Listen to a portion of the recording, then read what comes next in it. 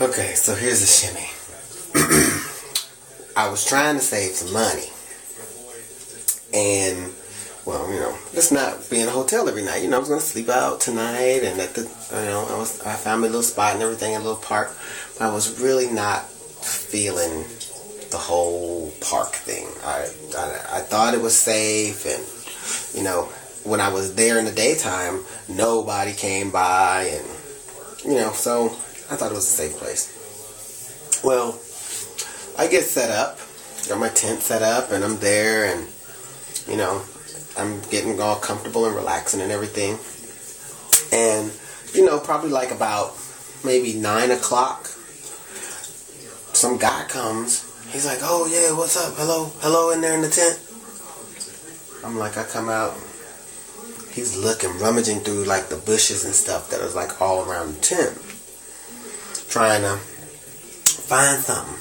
He was like, yeah, I left my pipe over here, and I was looking for it, and he's rummaging. If you ever seen a crackhead look for anything, you know what I'm talking about. So he's rummaging and rummaging. So I got my flashlight for him. Gave him the flashlight. So, he could be looking around. He was like, it might be under your tent. I was like, sorry. If it's under my tent, it'll be there tomorrow, too. So he flashing around, looking around, like 20 minutes. Looking for the pipe, his crack pipe. And he found it. He gave me my flashlight back.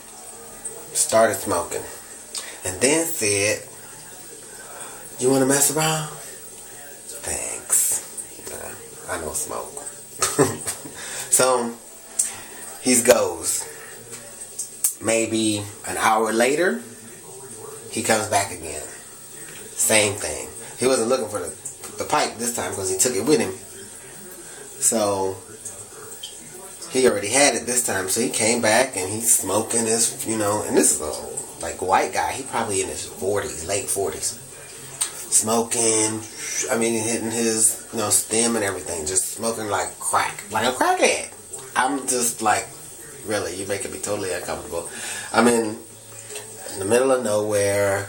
I'm on a damn, it wasn't really a beach because it was like this much sand. About as wide as this sink right here. Well, maybe about as big as this sink right here. It was about that much sand, and then it was the water. And I was probably, I don't know, maybe 20 feet from the water's edge. So, and then I was at a tree line right there. Right behind me was a tree line, and then I had the bike, had my tent, I had my bag, I had the dog, and I just didn't want to be bothered with, some crackhead all night. So he smokes his pipe and everything. He's like, you going to be here all night? I was like, yes, I'm going to be here all night. He was like, okay, I'll probably be out all night too. So, then I'm laying down and a car pulls up. And I get out the tent, see who it is. They walking around doing something. I don't know what the hell they was doing. And then they got in the car and they drove off. Didn't like that. Then again, another car pulls up. But this time, this car pulls up and people get out the car.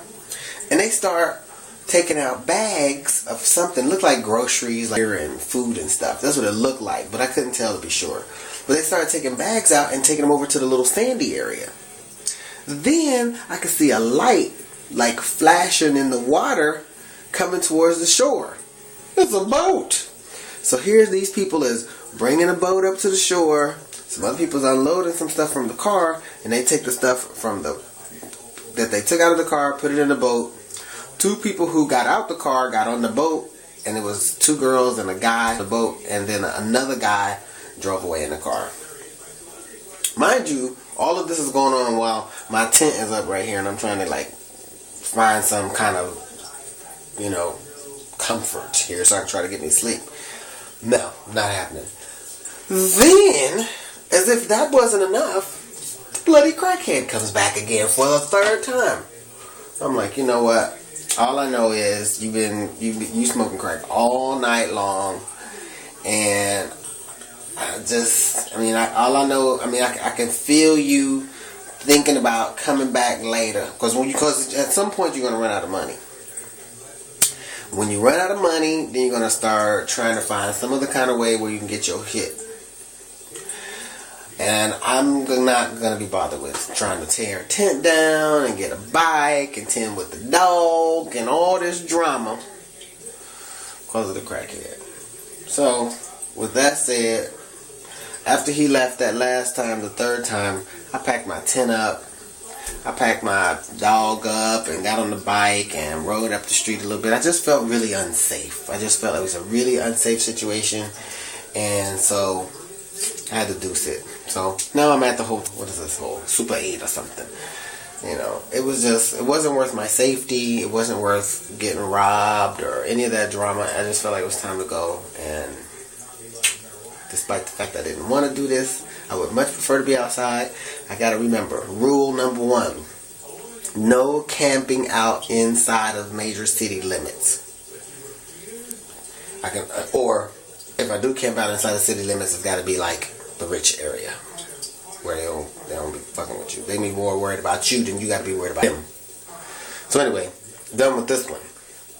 One for the annals, the histories, the logs. Deuces. Good night. I need some sleep. It's 12:30. I'm going to have to hit it. Bye.